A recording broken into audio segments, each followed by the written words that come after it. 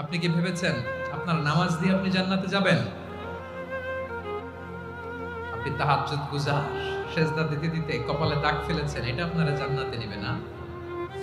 আপনি এলাকার সবচেয়ে বড় হাতেম তাই দানশীল, এই দানের ভরসায় বসে আছেন। কুশ্চিন কালো ভাব।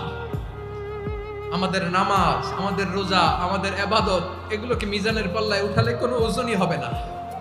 তবে আমাদের একটা কৌশল জানা আছে, আমরা আল্লাহর রহমতের ভিখারি।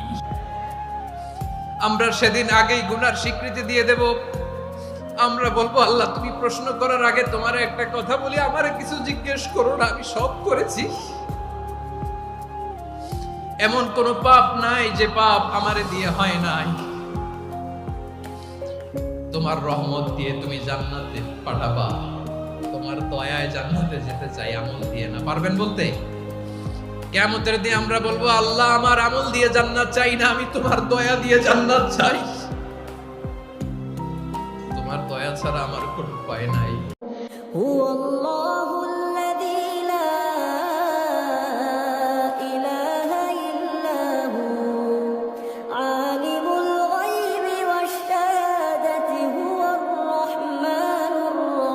আপনি কি ভেবেছেন আপনার নামাজ দিয়ে আপনি জান্নাতে যাবেন?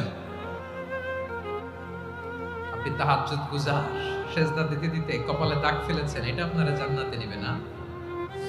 আপনি এলাকার সবচেয়ে বড় হাতেম তাই দানশীল, এই দানের ভরসায় বসে আছেন।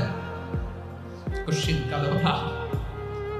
আমাদের নামাজ, আমাদের রোজা, আমাদের ইবাদত এগুলোকে মিজানের পাল্লায় উঠালে কোনো ওজনই হবে না। তবে আমাদের একটা কৌশল জানা আছে, আমরা আল্লাহর রহমতের ভিখারি। আমরা সেদিন আগেই গুনার স্বীকৃতি দিয়ে দেব। আমরা বলবো, আল্লাহ তুমি প্রশ্ন করার আগে তোমার একটা কথা বলি, আমারে কিছু জিজ্ঞেস করো না, আমি সব করেছি। এমন কোন পাপ নাই যে পাপ আমারে দিয়ে হয় নাই। তোমার রহমত দিয়ে তুমি জান্নাতে পাঠাবা, তোমার দয়ায় জান্নাতে যেতে চাই, আমল দিয়ে না। পারবেন বলতে? কিয়ামতের দিন আমরা বলবো, আল্লাহ আমার আমল দিয়ে জান্নাত চাই না, আমি তোমার দয়া দিয়ে জান্নাত চাই।